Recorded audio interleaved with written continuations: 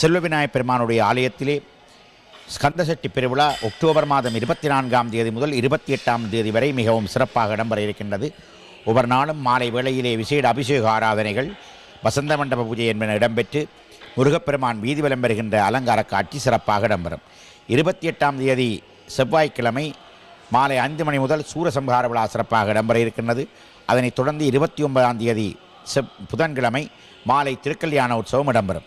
ஆகவே அடியார்கள் இந்த 24ஆம் தேதி முதல் நடைபெறுகின்ற ஸ்கந்தசஷ்டி பெருவிழாவிலே வருகை தந்து ஆலயத்திலே இருந்து அருள்பாலிக்கின்ற செல்வ முத்துக்குமார சுவாமி முருகப்பெருமானுடைய அருளை பெறுமாறு அன்போடு கேட்டுக்கொள்கின்றோம்.